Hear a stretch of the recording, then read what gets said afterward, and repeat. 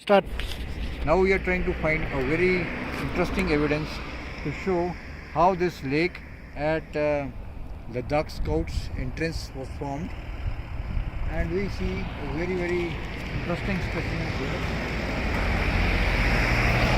These are all sandstone, and here also we find sandstone. Here also we find sandstone. This is purple colored. So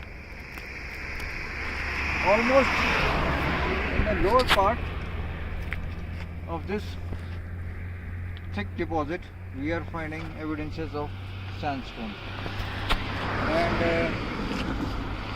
this is full of it. These are small pebbles, but if we see, these are all brought from the Tibetan Himalayan side across Indus, and in the past this sediments might have crossed Indus and reached here at this level, but these are found almost at the top of this clay band. We have a very good clay band here, and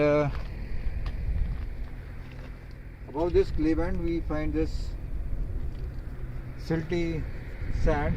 This may have been deposited due to alien deposit.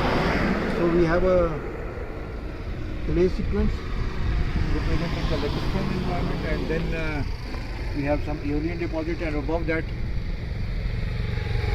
this is the flooding here, which has huge chunks of sandstones we are finding here. Above that is almost granite, so maybe later on we have to measure this and see how actually the impact of the macro sequence is there. Here again we are finding a very interesting sequence. So here we have a clay bed. This is clay bed. Now this is sand, aeolian deposit. Again this is clay bed. So maybe this is about 1.5 feet. This is 1.5 feet. This is maybe 1 feet. Laminated clay bands, and we have alterations, very good color changes as we had seen in Spituk. So here also we are seeing alterations of laminated clays and very colorful. Above this also we are finding say about 2.5 feet thick clay band, and again above that we have some flooding activity, and here we have some dominance of boulders from granite, but we see lot of siltstone also.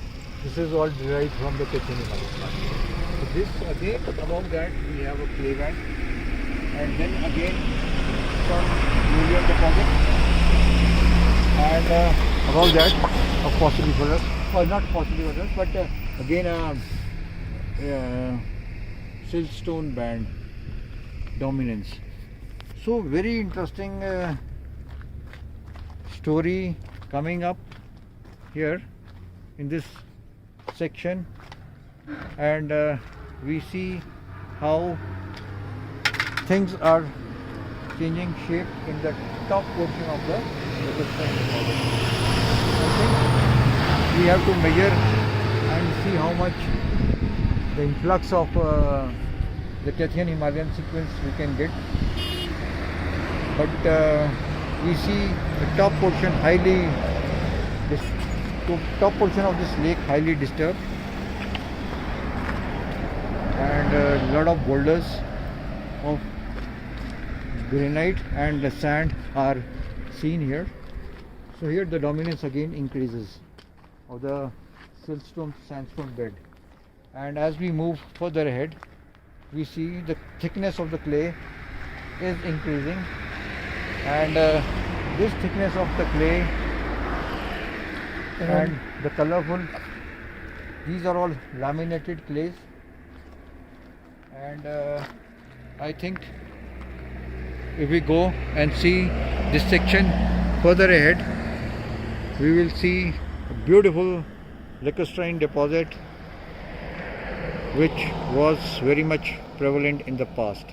Reconstructing the entire events which led to the formation of lake is again a matter of study, and we need more evidences to actually establish how this lake was formed and how the Phyang Nala actually Phyang deposits, Phyang Nala deposits, and this deposit where we are standing, a very massive event, flooding event we have witnessed here.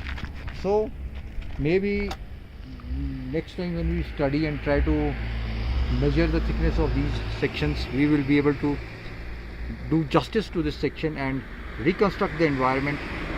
But we are very much sure that the theory proposed by earlier workers that Phyang Nala was responsible for this blockade of Indus, and this blockade of Indus led to formation of a 40 kilometers lake is totally not established. We don't find any evidence to support that theory anywhere, not even in Phyang, neither in Spituk nor in Che and other sections which we have studied.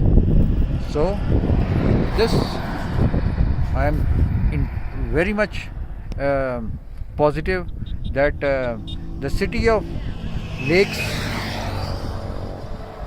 if we call Leh city of lakes thousands of years ago, it will not be an exaggeration, and we will be doing full justice if we can establish all these lakes to its full glory in the past by substantiating it with lot of evidence which we will get in the field.